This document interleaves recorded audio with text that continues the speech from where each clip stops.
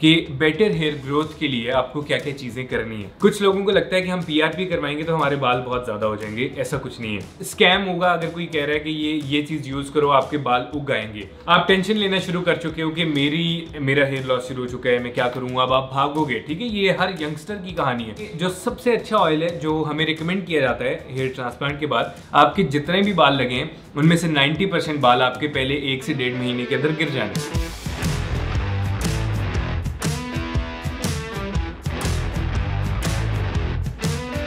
अस्सलाम वालेकुम शपैकिंग, उम्मीद है आप सब लोग बिल्कुल ठीक ठाक होंगे। आपका भाई आरएचए से एक बार फिर से आपकी खिदमत में हाजिर और मोस्ट अवेटेड वीडियो जो कि हेयर ट्रांसप्लांट के बारे में।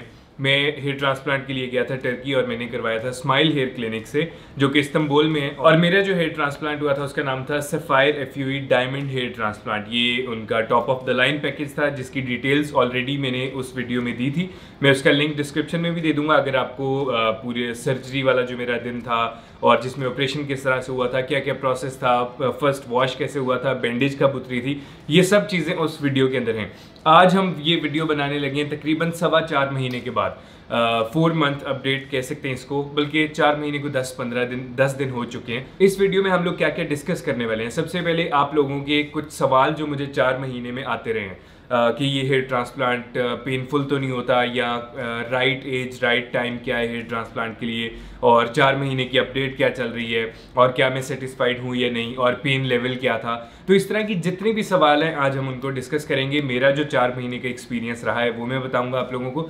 और कुछ मासूमाना हमारे लोग होते हैं जो हर चीज़ में दुनिया में जो भी हो रहा हो वो उसके एक्सपर्ट होते हैं। मैं अभी भी अक्सर कैप यूज़ करता हुआ आपको नजर आता हूँ, उसकी भी रीज़न बताऊँगा। लेकिन हमारे जो कुछ लोग हैं जो दुनिया की हर चीज़ से वाकिफ़ हैं, उनके अक्सर कमेंट, हेयर ट्रांसप्लांट फेल हो गया आपका जो आपने अभी भी कैप ली हुई है, ओ हो राना साहब हेयर ट्रांसप्लांट का क्या बना, तुसी तो हले भी कैप ले फिर दो।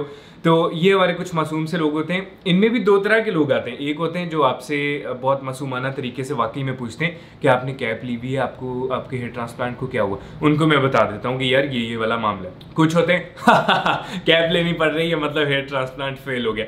इन पे मुझे तरस आता है थोड़ा सा, लेकिन खैर हमारी वीडियो का मेन पर्पज़ ये वाले कॉमेंट्स ये चीज़ें नहीं है। अच्छा खैर, मैं ट्रांसप्लांट के लिए जनवरी में गया था स्माइल हेयर क्लिनिक इस्तांबुल में। जो हेयर ट्रांसप्लांट मैंने करवाया वो मैंने आपको बता दिया। अब मेरे ये जो 4 महीने गुजरे हैं ये किस तरह से गुजरे हैं हम स्टेप बाय स्टेप इस वीडियो में चलते हैं। और मैंने एक जो मेरी क्लिनिक की बुक है जिसमें जो फ्रीक्वेंटली आस्क्ड क्वेश्चंस होते हैं वो भी इसके अंदर हैं, तो मैंने सोचा ये भी अपने पास रखता हूँ ताकि मैं सवाल यहाँ से इजीली पढ़ लूँ, क्योंकि सबके यही सवाल होते हैं जो इसके अंदर हैं और उनके जवाब फिर मुझे जो मेरा एक्सपीरियंस है मैं अब वो आपको बताऊंगा। अच्छा, तो जब मेरा हेयर ट्रांसप्लांट हुआ था उसके 3 दिन या 2 दिन के बाद आप फ्लाई बैक कर सकते हो, बट मैं रुका था 10 से 15 दिन 12 दिन मेरे ख्याल से मैं तो वहीं पर रुका था। उसकी कोई खास रीज़न नहीं थी, बस वैसे ही मुझे स्टे करना था और मैं सोच रहा था कि यार मैंने एक ज़िंदगी में ट्रांसप्लांट करवाया तो मैं ज़रा स्लो डाउन चलता हूँ, मुझे कोई ज़रूरत थी नहीं वापस आने की। लेकिन अगर आपकी अपनी मसरूफियत है आप इजीली वापस आ सकते हो। अच्छा जी, सबसे पहले तो आपका क्लिनिक आपका फर्स्ट वॉश खुद करता है सेकंड डे पे, जिसके बाद आपकी बैंडेज जो है वो उतार दी जाती है। उसके बाद आप एक नॉर्मल इंसान होते हो। सबसे क्रूशियल जो आपका ज़िंदगी का एक लाइफ टाइम जो सबसे इंपॉर्टेंट टाइम होता है आपका, वो होते हैं फर्स्ट 2 वीक्स। फर्स्ट 1 वीक सबसे क्रूशियल होता है, सेकंड वीक आपका इजी होना शुरू हो जाता है और सेकंड वीक के बाद आपकी ज़िंदगी बिल्कुल नॉर्मल होती है। बट कुछ चीज़ों का बहुत ख्याल रखना होता है। सबसे पहले तो आपका जब वॉश हो गया आप क्लिनिक से जब आप वापस आ गए तो क्लिनिक की तरफ से आपको एक लोशन और शैम्पू दिया जाएगा। आपने इस लोशन और शैम्पू से ही अपने बाल जो हैं वो 2 हफ्ते तक धोने हैं, कोई और शैम्पू आपने यूज़ नहीं करना। अब इसमें जो लोशन होता है वो जब आप ट्रांसप्लांट करवाते हो उसके 3 to 4 डेज के बाद आपको फील होना शुरू होता है कि स्कैब्स आने शुरू हो रहे हैं। ठीक है, जिसको हम क्रिंड बोलते हैं मेरे ख्याल से, वो आपकी पूरे स्कैल्प के ऊपर आना शुरू हो जाते हैं क्योंकि हीलिंग प्रोसेस स्टार्ट हो चुका होता है। अब वो स्कैब्स अगर तो 14 डेज मैक्सिमम है उस स्कैब को, आपने 10 से 14 डेज के अंदर आपने उसको स्लो रब करके उतारना शुरू करना है वॉश के टाइम पे जब आप शावर ले रहे हो। लोशन उस स्कैब को थोड़ा सा नरम भी करता है और हील करने में भी उसकी मदद करता है। अच्छा, जब ये स्कैब्स आने शुरू होंगे आपने खास ख्याल रखना है कि स्कैब्स को 14 डेज से ऊपर नहीं जाने देना।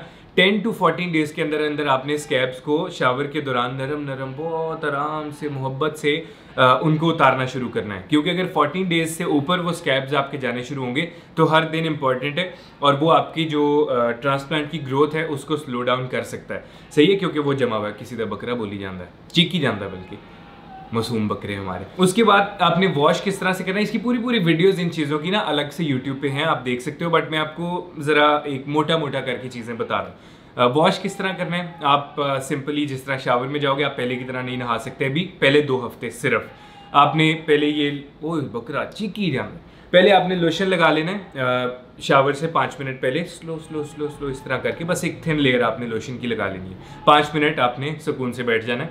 5 मिनट बाद आपने शावर में जाना है और अपना शैम्पू लेना है हाथ में, और मतलब जो आपके ग्राफ्ट लगाए गए हैं उनको आपने फर्स्ट 2 वीक ऐसे टच करना है, बिल्कुल ऐसे नरम नरम नरम नरम करके आपने अपना शैम्पू लगा लेना है, और उसके बाद आपने शावर ले लेना है बहुत स्लो प्रेशर से, और ना पानी ठंडा हो ना गर्म हो, उससे आपने शावर ले लिया। उसके बाद जो सोने का प्रोसेस है पहले 7 दिन, वो बहुत ही क्रिटिकल सी चीज़ है।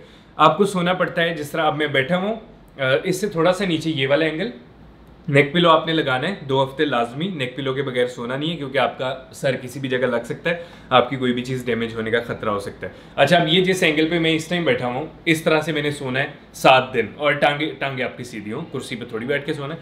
तो मैं 7 दिन उन्होंने कहा था कि इस तरह सोना है, बट मैं सोया था इस तरह 11 दिन, क्योंकि अभी तक 4 महीने में जो चीज़ जितने दिन के लिए बताई है मैंने, वो चीज़ उससे 3-3, 4-4, 5-5 दिन एक्स्ट्रा मैं करता आया हूँ, स्कैब्स के अलावा जो चीज़ जब करनी है वो करनी है, लेकिन मैंने थोड़ी एक्स्ट्रा केयर की।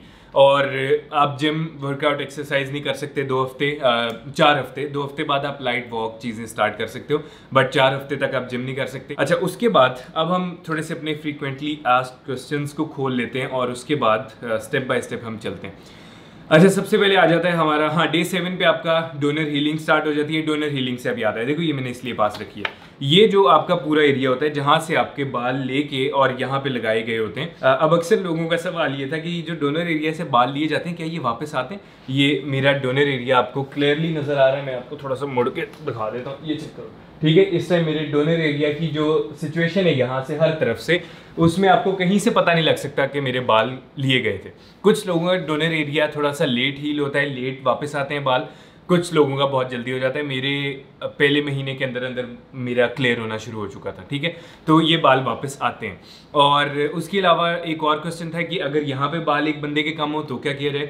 ਜਿਹਦੇ ਇੱਥੋਂ ਘੱਟ ਨੇ ਉਹਦਾ मतलब है कि ਉਹਦੇ माशाल्लाह खेत ਜਿਹੜੇ ने काफ़ी पीछे चले गए ना, क्योंकि आपकी यहाँ तक अगर हेयर लॉस हो चुका है तो फिर उस कंडीशन में टेंशन की ज़रूरत नहीं। उस कंडीशन में आपकी बियर्ड से या आपके चेस्ट हेयर ये भी एक्सट्रैक्ट किए जाते हैं और इनको लगा दिया जाता है। वो आपके डॉक्टर आपको ज़्यादा बेहतर बता पाएंगे कि आपकी क्या कंडीशन है। डोनर हीलिंग, हाँ जी, जब आपका हेयर ट्रांसप्लांट हो जाता है तो आपको शॉक लॉस देखने को मिलता है 2 हफ्ते में। शॉक लॉस क्या चीज़ होती है? जब आपके बाल लगाए गए हैं तो यहाँ पे जिस तरह ये वाला मेरी जो जगह है, मेरे यहाँ से बाल टेम्परेरी शॉक लॉस हो गया था और मेरे यहाँ पे बाल नहीं आ रहे थे, बाकी हर जगह पे आ गए थे। ये चीज़ जो है वो गोल यहाँ पे टिंड नज़र आ रही थी एक तरह से इस जगह पे, जो मेरा डोनर एरिया है उसकी पिक्चर्स आप लोग देख रहे हैं। और अब इस टाइम आप देख सकते हो कि ये टोटल क्लियर हो चुका है। तो ये होता है temporary hair loss, temporary shock loss. जब आप अपनी टिंड दे नाल लेना तुसी कर रहे हो तो अंदर जो आपके फॉलिकल्स और जो सारा निज़ाम है ये थोड़ा रेस्टिंग फेज में जाता है, जिसकी वजह से आपके यहाँ भी हो सकता है, यहाँ भी हो सकता है, टेम्परेरी हेयर लॉस होता है। इसको शॉक लॉस भी बोला जाता है कि आपके कुछ जगह पे बाल आ नहीं रहे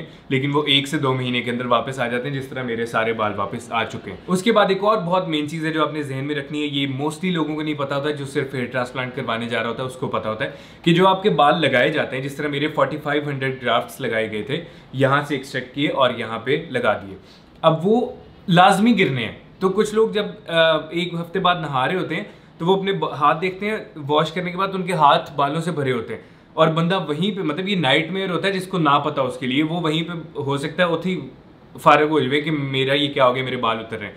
आपके जितने भी बाल लगे हैं उनमें से 90% बाल आपके पहले 1 से 1.5 महीने के अंदर गिर जाने, क्योंकि जो बाल लगाए गए हैं वो आपकी स्किन के अंदर इंजेक्ट किया जाता है और ऊपर, मतलब जो शाफ्ट ऊपर होती है बाल की, सिर्फ वो गिरती है, क्योंकि नीचे से जब नई ग्रोथ आनी शुरू करती है तो ऊपर से वो गिरना शुरू होते हैं। एक दफ़ा सब गिर जाते हैं। अब इस टाइम पे ये दोबारा वापस आने शुरू होते हैं 4 से 6 मंथ के बीच में।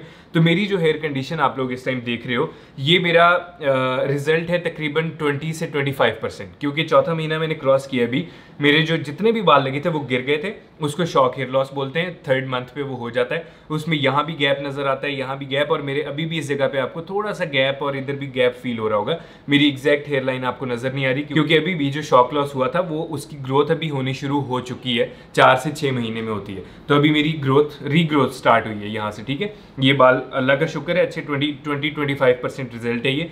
जो आपका तकरीबन 80% रिजल्ट आता है वो 12वें महीने में जाके आता है। तो हेयर ट्रांसप्लांट बहुत ही सुकून से आपको इस चीज़ का वेट करना है। ऐसा नहीं होगा कि आपने आज हेयर ट्रांसप्लांट करवाया और कल जाके जो है वो आपको रिजल्ट मिल जाएंगे। 12 महीने में आपको 80% रिजल्ट मिलते हैं, 18 महीने में आपको 90 से 95% रिजल्ट मिल जाते हैं।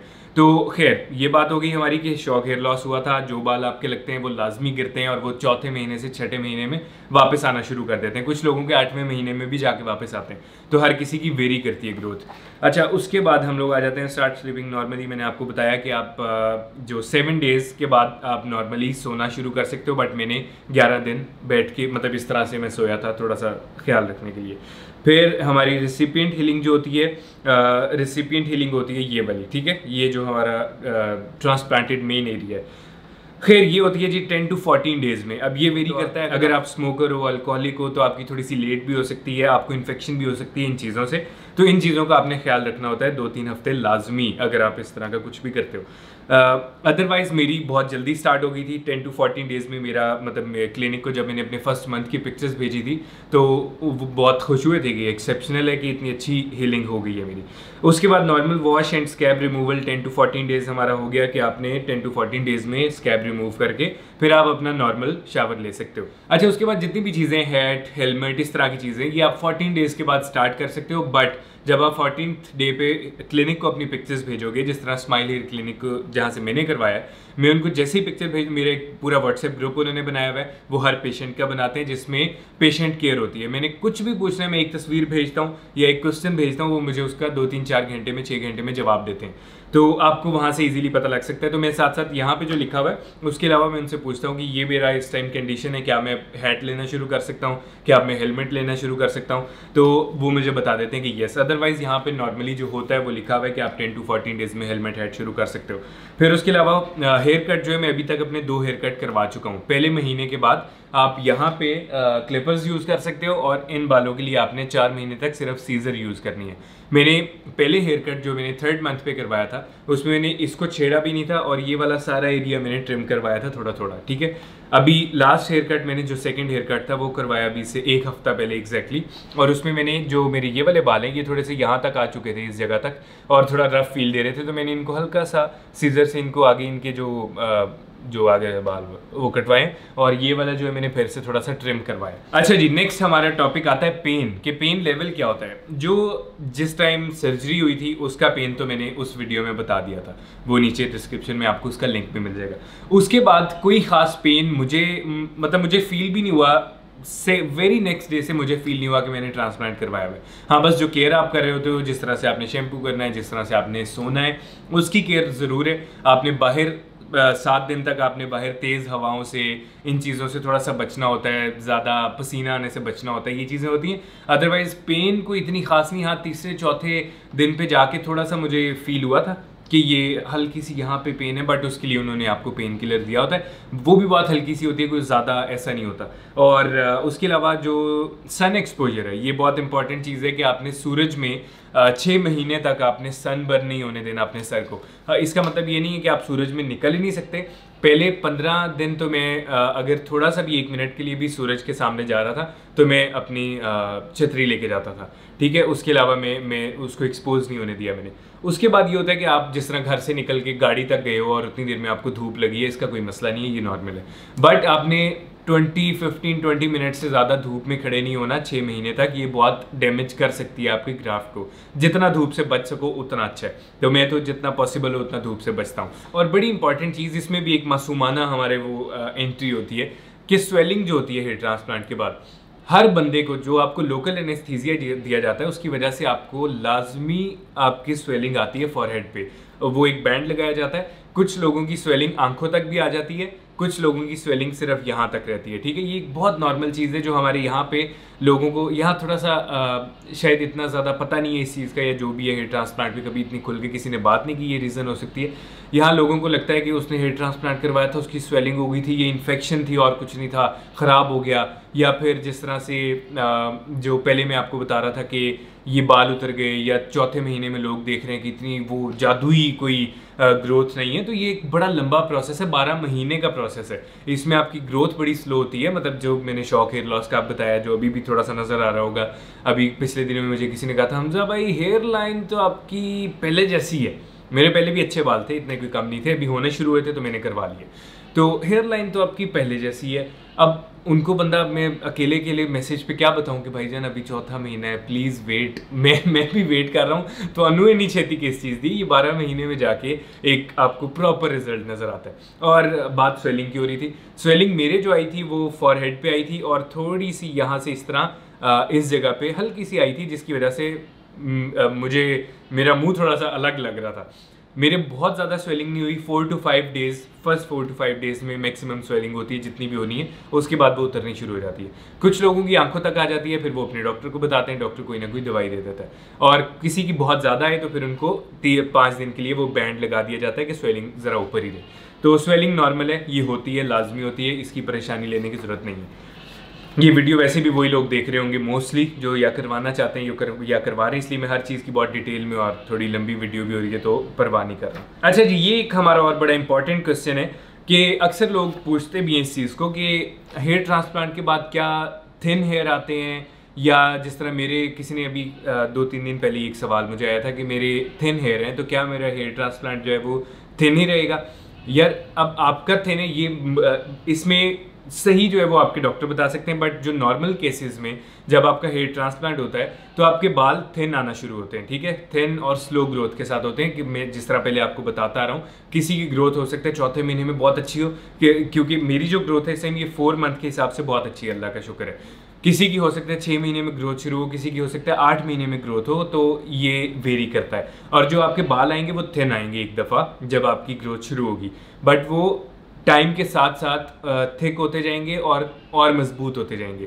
और एक और बड़ी इंपॉर्टेंट चीज़ हमारी जो डिस्कशन में रहती है यहाँ पे हेयर ट्रांसप्लांट के इसको लेके, कि जो बाल हैं ये दोबारा तो नहीं गिरेंगे, या क्या दोबारा से हेयर लॉस हो सकता है या नहीं हो सकता। जो आपके बाल लगाए गए हैं ये इतना आसानी से नहीं गिरेंगे, बट जो आपके बाकी बाल हैं असल जितने भी हैं, अगर तो आपका हेयर लॉस हो रहा है और आपको वो इनहेरिटेड फैमिली की तरफ से वो एक हेयर लॉस मिला है, तो फिर आपका हेयर लॉस रुकने वाला नहीं है, सही है। उसके लिए आपको अपनी वो जो भी ऑयल है, जो भी मेडिकेशन है, कुछ भी चीज़ है, उसको रोकने के लिए अच्छी डाइट सबसे इंपॉर्टेंट चीज़ है, एक्सरसाइज, ये चीज़ें आपको करनी पड़ेंगी। क्योंकि जो बाल लगाए हैं ये इतनी आसानी से अभी जाने वाले नहीं हैं, बट जो आपके बाकी बाल हैं वो उस तरह ही गिरते रहेंगे। अगर आपका हेयर लॉस चल रहा है अभी, तो वो नहीं रुकने वाले इससे। तो आपको कहीं लगे कि मैं हेयर ट्रांसप्लांट करवाया हूँ और अब मेरा सारा हेयर लॉस जो चल रहा है वो रुक जाएगा, वो नहीं रुकने वाला है, उसकी आपको पूरी केयर करनी पड़ेगी। और जो लगाए हैं ये भी, इसका मतलब ये नहीं है कि लोहे से अंदर से बांध दिए, इनकी भी आप केयर नहीं करोगे, ये भी उड़ जाएंगे। अगर आप अच्छी डाइट नहीं रखोगे, एक्सरसाइज नहीं रखोगे, इनकी पूरी केयर नहीं करोगे, तो ये भी जा सकते हैं। तो आपको भाई बाल तो मैं तो हमेशा अपने दोस्तों को कहता हूँ, जिस तरह बंटी के बाल माशाल्लाह अल्लाह ने उसको क्या बाल दिए हैं, तो मैं इन सबको अपने दोस्तों को भी इवन कहता हूँ कि अल्लाह ने अभी तुम्हें अच्छे बाल दिए हुए हैं, अगर हेयर लॉस नहीं हो रहा है इनका अभी ख्याल करो। ये हम लोग वेट के खा रहे हैं, मेरे तो बाल बहुत हैं, मिट्टी में भी चल रहे हैं, हवाएं तेज़, मोटरसाइकिल पे बगैर हेलमेट के जा रहे हैं, उससे बहुत चीज़ों से फ़र्क पड़ता है। तो अभी आप जितनी केयर कर सकते हो अपने बालों की करो, ये बहुत इंपॉर्टेंट चीज़ है। बाल इंसान की लुक को चेंज करके रख देते हैं।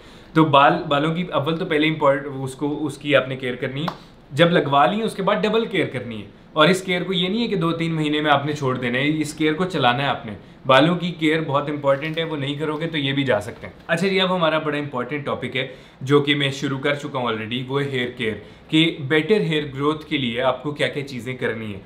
क्लिनिक आपको कहता है कि आप जब हेयर ट्रांसप्लांट करवा के जाओ तो आपने कुछ वाइटामिन हैं जो लाजमी लेने, जिनमें बायोटिन है, जिनमें जिंक है और इस तरह के काफ़ी सारे, और उसके अलावा मिनॉक्सिडिल और फिनिस्ट्राइड, ये 2 चीज़ें।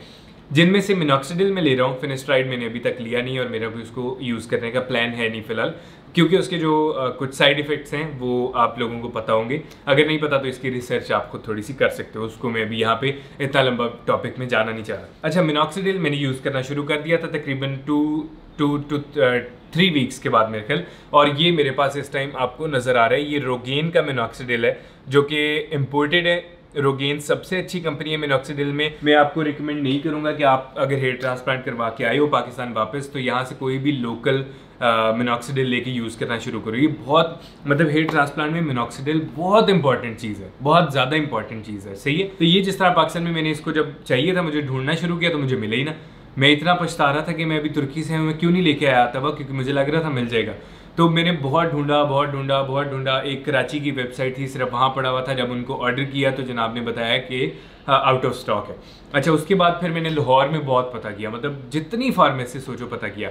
एक से मिला PIC के सामने जो जेल रोड पे फार्मेसीज है हमारी, वहाँ से मिला, लेकिन उसकी जो एक्सपायरी डेट थी वो जब मैं लेने गया तो उसके 1 महीने बाद की एक्सपायरी डेट थी, तो वो खैर मैंने नहीं लिया। फिर मुझे एक और पता लगा जो डिफेंस में गोल्ड क्रेस्ट मॉल की बेसमेंट में जो अल-फतेह है उसके अंदर एक फार्मेसी है, वहाँ भी इम्पोर्टेड चीज़ें मिलती हैं। तो वहाँ पे सिर्फ एक उनके पास डब्बा पड़ा था। ये एक बॉक्स के अंदर इस तरह की 3 सर्विंग्स आती हैं और ये एक बॉटल 1 महीने की सर्विंग है। तो आप समझ लो कि 3 महीने की सर्विंग है। और इसके ऊपर जो लिखा हुआ है हमारा ये 5% मिनॉक्सिडिल है, 5% ही आपने यूज़ करना है। यहाँ पे आपको लिखा हुआ नज़र भी आ रहा है 5%, ठीक है। और कोई 20 से 25 हज़ार के दरमियान इसकी प्राइस है मेरे ख्याल से, मैं कंफर्म नहीं आपको बता रहा। तो एक तो मुझे मिल गई 3 महीने की।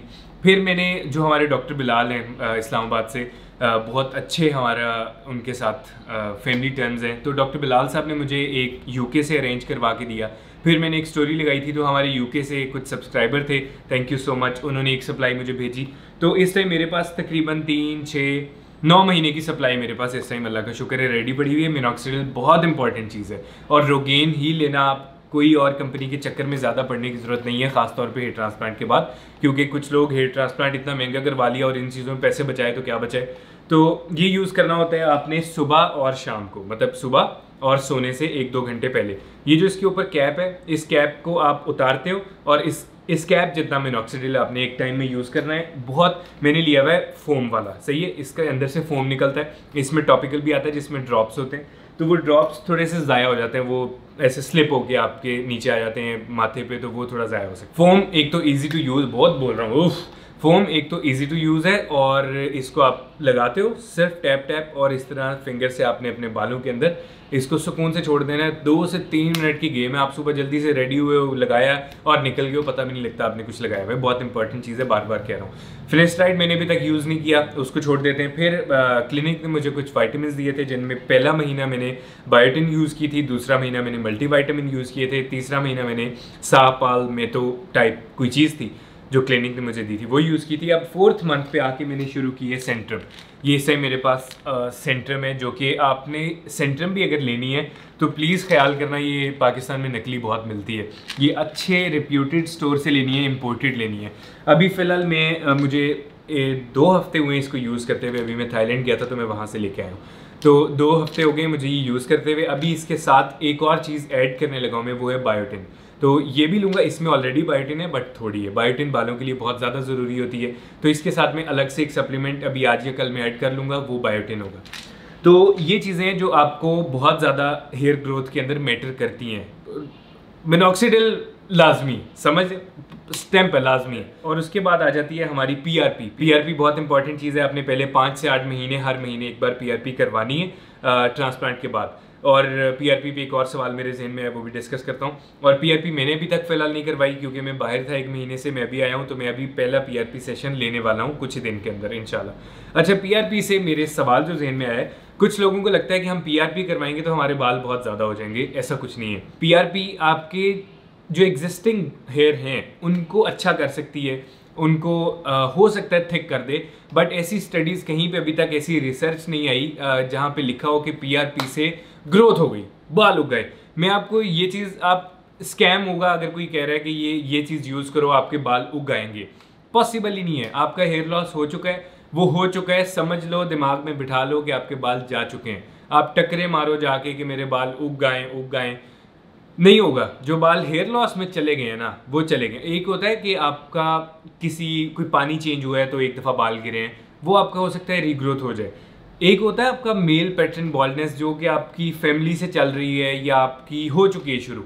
एडमिट कर लो कि आपके बाल जा रहे हैं, एडमिट कर लो कि ये बाल वापस नहीं आएंगे। आपको जो भी बेच रहा है, मंजन बेच रहा है, झूठ बोल रहा है कि ये तेल यूज़ करो बाल उगेंगे, ये पीआरपी करो बाल उगाएंगे। कोई 1-2% लोग होंगे जिनके पीआरपी से नए बाल आ जाएं, बहुत मुश्किल बात है। लगता क्या है कि जब पीआरपी करवाते हैं आपके एग्जिस्टिंग बाल बहुत अच्छे होते हैं, उनको वो सारी जो चीज़ें आप नहीं दे पा रहे होते वो अंदर से मिलती हैं, वो जिंदा होते हैं। जिस तरह एक पौधा है वो मुरझा रहा है, आपने पीआरपी की, वो दोबारा से ऐसे हो रहा है, ठीक है। ये पीआरपी का मेन मकसद है कि वो आपके बालों को थिक कर सकती है, आपके बालों को अच्छा कर सकती है, आपके बालों में जान डाल सकती है, इजीली कंघे से टूटेंगे नहीं, ये चीज़ें कर सकती है। वो जब बाल थिक होते हैं हमें लगता है हमारी ग्रोथ हो रही है। Growth, hair transplant is the best solution, और उसकी भी आपने फिर बहुत केयर करनी है। फिर आ जाता है हमारा राइट टाइम क्या है हेयर ट्रांसप्लांट का, ये राइट एज क्या है। देखो इसमें बहुत डिफरेंट ओपिनियंस हैं। जिस तरह जो कुछ डॉक्टर्स हैं वो ये कहते हैं कि अगर तो आपकी मेल पैटर्न बॉल्डनेस चल रही है, आपकी फैमिली से आपको बॉल्डनेस मिल गई है, और आप 19-20 साल की उम्र में आप अब टेंशन लेना शुरू कर चुके हो कि यार मेरे तो हेयर, आप टेंशन लेना शुरू कर चुके हो कि मेरा हेयर लॉस शुरू हो चुका है, मैं क्या करूँगा। अब आप भागोगे, ठीक है, ये हर यंगस्टर की कहानी है। आप भागोगे, जाओगे कि मुझे कोई ऑयल दे दो, या मैं क्या करवाऊँ यार, ये चीज़ यूज़ कर लूँ, ये चीज़ यूज़ कर लूँ। आप उस टेंशन में बहुत टाइम गुजारोगे और उस टेंशन और स्ट्रेस से आपका और हेयर लॉस होगा। तो राइट एज जो कहा जाता है, अगर तो आपकी ये फैमिली वाली हेयर लॉस चल पड़ा है तो आप थोड़ा कुछ साल वेट करो, इनको एक दफ़ा गिरने दो। ये एक पॉइंट पे आके होता है, कुछ लोग बहुत ज़्यादा देर तक किसी का हेयर लॉस चलता रहता है, किसी का हेयर लॉस थोड़ा जल्दी रुक जाता है। अब इसमें सबसे मेन चीज़ ये कि आप अच्छे ऑयल यूज़ करना, इसमें कोई बुराई नहीं है। आप ये ना समझना कि मैं कह रहा हूँ जी ऑयल ही ना यूज़ करो, ऑयल यूज़ करो। लेकिन ऑयल भी जब यूज़ करते हैं, हमारे यहाँ पे बहुत गंदा कॉन्सेप्ट है कि मसाज हम ऐसे ऐसे करके मसाज करते हैं, उससे आपके बाल पोटरे होंगे ने तोड़े हो। ऑयल लगाओ, उसको आराम से ऐसे सुकून से आपने मसाज करना है, ठीक है। जो सबसे अच्छा ऑयल है जो हमें रिकमेंड किया जाता है हेयर ट्रांसप्लांट के बाद, वो है रोज़मेरी ऑयल, ठीक है। रोज़मेरी ऑयल है, और इस तरह के 2-3 और ऑयल हैं। आप रोज़मेरी ऑयल अपनी रेगुलर रूटीन के अंदर लेके आओ, उसको यूज़ करना शुरू करो। उससे कुछ हो सकता है कि आपका कंट्रोल में आ जाए, जो हेयर लॉस बहुत तेज़ी से हो रहा है वो कंट्रोल हो जाए। फिर आप अपनी लाइफ के अंदर वाइटामिन्स, मल्टीवाइटामिन्स लाजमी लेके आओ, अच्छी डाइट लेके आओ। इससे हो सकता है जो आपका हेयर लॉस बहुत तेज शुरू हो गया वो थोड़ा स्लो डाउन हो जाए। पहले आप उसके ऊपर अपनी ग्रिप पूरी करो। फैमिली हेयर लॉस शुरू हो चुका है तो टेंशन की क्या जरूरत है, डिगने ही डिगने ने। Wait for the right time. 2-3 साल वेट करो, 4 साल वेट करो, देखो कहाँ जाके कितने के गिर गए हैं, कहाँ आके हमारे ज़रा हेयर लॉस स्लो हुआ है। तो कुछ डॉक्टर्स कहते हैं कि आप एक दफ़ा गिरने दो ताकि आप अच्छा हेयर ट्रांसप्लांट करवा सको। लेकिन इसमें एक सेकंड ओपिनियन आता है, जो एक और कुछ डॉक्टर्स हैं वो ये कहते हैं, जो कि मुझे भी बात बड़ी अच्छी लगी, वो ये कहते हैं कि आप जितना जल्दी हेयर ट्रांसप्लांट करवाओगे उतना अच्छा है। वो रीज़न ये देते हैं कि आप अगर बहुत ज़्यादा बाल, जिस तरह आपने हेयर लॉस के बाद 8 साल इंतज़ार किया और आपकी ये टेंट खाली हो चुकी है, सही है, अब आप हेयर ट्रांसप्लांट करवाने गए हो, तो आपके यहाँ से बाल लिए जाएंगे, कितने के बाल ले लेंगे, मैक्सिमम 4500, 5000। इससे ज़्यादा मतलब 4500 बहुत ज़्यादा है। अगर आपके यहाँ से एक्सट्रैक्ट हो गए तो बड़ी अच्छी बात है और बहुत प्लस पॉइंट है। अगर इससे भी ज़्यादा आपके लगाने पड़े तो आपको 2 हेयर ट्रांसप्लांट करवाने पड़ेंगे। टेंट खाली हो चुकी है तो आपके मैक्सिमम कितने 4500 ले लेंगे। 4500 से आपकी टेंट भरने वाली नहीं है, सही है। तो सेकंड डॉक्टर्स ये कहते हैं कि अगर आपने बहुत ज़्यादा गंजे होने का इंतज़ार किया और आप फिर ट्रांसप्लांट करवाने आए तो आपके बाल कम लगाए जाएंगे। मतलब कम का मतलब ये कि 4500 ग्राफ्ट पूरी टेंट को तो कवर नहीं करेंगे, तो वो आपको फिर 2 ट्रांसप्लांट करवाने पड़ेंगे। हल सबका है, पूरे गंजे हो तब भी हल है, 2-3 ट्रांसप्लांट करवा लो, टेंट भर जाएगी रेडी, सही है। बट ये जो सेकंड डॉक्टर्स हैं ये कहते हैं अर्ली एज में आ जाओ। अगर हेयर फॉल होते हुए 1 से 2 साल हो चुके हैं तो अच्छा टाइम है ये, आके अपना सुकून से करवा लो। उससे ये होगा कि आपके पीछे अभी सारे बाल हैं, उसको आप विटामिन इन चीज़ों से कंट्रोल करो। जो आगे से खाली होना शुरू हुआ है, ये यहाँ से कुछ लोगों का खाली होना शुरू होता है, वो आपके सुकून से 1000, 2000, 2500, 3000 ग्राफ्ट लेके उसको फुल कर देंगे। तो आपका हेयर लॉस मतलब आपकी टेंड होने से पहले, बॉल्डनेस आने कंप्लीट आने से पहले आपका सर दोबारा से भर जाएगा, सही है। ये बहुत अच्छा कॉन्सेप्ट है जिस पे मैं चलाऊँ कि अगर मतलब हेयर लॉस हो रहा था, यहाँ से मैं पीछे जाना शुरू हो गया था और यहाँ से थोड़ा मेरे यहाँ से गैप खासियाँ, ये मेरे बाल ऑलरेडी बहुत अच्छे थे, यहाँ से मेरी चीज़ ये वाली एम बनना शुरू हो गया था, तो मैंने जाके करवा लिया। अब बाकी जो हेयर लॉस है वो उसको कंट्रोल हम इस तरह से कुछ ना कुछ कर सकते हैं वाइटामिन और इन चीज़ों से। तो आप अगर 20-21 साल उम्र है तो इतनी भी जल्दी नहीं है, आप वेट करो 25 से 26 साल की उम्र तक और उसके बाद जाके अपना हेयर ट्रांसप्लांट सुकून से करवाओ। वहाँ जितने भी फॉरेनर से मैं मिला, मोस्टली गोरों से, अब उनका क्या था कि मैं सोच रहा था आपके बाल इतने अच्छे हैं, आप हेयर ट्रांसप्लांट क्यों करवाने आए हो? उसके सिर्फ यहाँ से हेयरलाइन ये थी ना, तो उसकी ऐसे अभी होनी शुरू हुई थी और वो हेयर ट्रांसप्लांट करवाने आया था। तो जल्दी चले जाओ, कम पैसे लगेंगे, कम ग्राफ्ट लगेंगे, बाल ज़्यादा आ जाएंगे, ये एक अच्छा ऑप्शन है। तो आपने डिसाइड करना है कि अगर आप अफोर्ड कर रहे हो, आपकी हेयरलाइन पीछे जानी शुरू हुई है, सुकून से चुप करके उठ के जाओ हेयर ट्रांसप्लांट करवा लो। फिर उसके बाद हमारे कुछ नॉर्मल क्वेश्चंस आ जाते हैं कि हेयर ड्रायर कब यूज़ कर सकते हैं और नॉर्मल शैम्पू कब यूज़ कर सकते हैं। तो आप क्लिनिक कहता है कि आप अपने 3 वीक्स के बाद अपना कोई भी नॉर्मल शैम्पू यूज़ कर सकते हो। बट मैं जब से मेरा जो क्लिनिक ने शैम्पू दिया था वो जब ख़त्म हुआ था पहले महीने के बाद, तब से लेके अब तक मैं बेबी शैम्पू यूज़ कर रहा हूँ, क्योंकि इसमें कोई केमिकल्स नहीं होते, आप इजीली इसको यूज़ कर सकते हो। तो मैं तो यही कहूँगा कि जब क्लिनिक का शैम्पू छोड़ो तो बेबी शैम्पू यूज़ करना। खैर, ये हमारी एक वीडियो थी। कोई सवाल रह गए हो तो आप दोबारा मुझसे पूछ सकते हैं, मैं इंस्टाग्राम पे आपको जवाब दे दूंगा, मोस्टली वहाँ पे मैं एक्टिव होता हूँ, तो कोई भी क्वेश्चन आपका इजीली मैं जवाब दे सकता हूँ। मेन क्वेश्चन हमारा आता है कि क्या मैं सेटिस्फाइड हूँ? अल्लाह का शुक्र है, मैं बहुत सेटिस्फाइड हूँ भाई। अभी तो मतलब 25-20% मुझे नज़र आना शुरू हुआ है, तो मैं खुश हूँ कि ठीक है यार, अच्छा है। बाल बहुत ज़रूरी चीज़ है ज़िंदगी में यार, बालों के साथ आपकी लुक होती है पूरी। अभी मेरी लुक टोटल ख़राब हुई है, लेकिन मैं सब्र का फल मीठा होता है, कुछ महीने में जाके आपकी प्रॉपर आपके बाल आने शुरू हो जाते हैं। तो मैं तो बहुत सेटिस्फाइड हूँ अपनी ग्रोथ से भी, अपने क्लिनिक से भी, अपने हेयर ट्रांसप्लांट से भी, अपने इस डिसीजन से भी कि अल्लाह का शुक्र है मैंने ये डिसीजन लिया और मैंने ये करवा लिया। तो अगर आप करवाना चाहते हो स्माइल हेयर क्लिनिक का, मैं आपको डिस्क्रिप्शन में लिंक भी दे दूंगा, आप उनसे फ्री कंसल्टेशन ले सकते हो। फ्री कंसल्टेशन का फ़ायदा ये होता है कि बगैर पैसों के आप उन्हें अपनी तस्वीरें भेजोगे, वो आपको बताएंगे कि आपके इतने ग्राफ्ट लगेंगे और आपका ये वाला बॉल्डनेस हो रही है, ये वो सीन है जो भी है। और आप मेरा ये कोड भी यूज़ कर सकते हो। मैंने उन्हें बताया था कि मेरी इतनी एक ऑडियंस है, तो उन्होंने ऑडियंस के लिए मुझे ये कोड बना दिया कि अगर आप लोग जाना चाहो, आप जाओ, मेरा कोड यूज़ करो और आप वहाँ से डिस्काउंट ले सकते हो। खैर, ये वीडियो पसंद आई हो तो मस्त लाइक, सब्सक्राइब, कमेंट करें, कुछ भी करे। भाई को दुआ में याद रखना, इंस्टाग्राम पर फॉलो मस्त है। अल्लाह हाफ़िज़।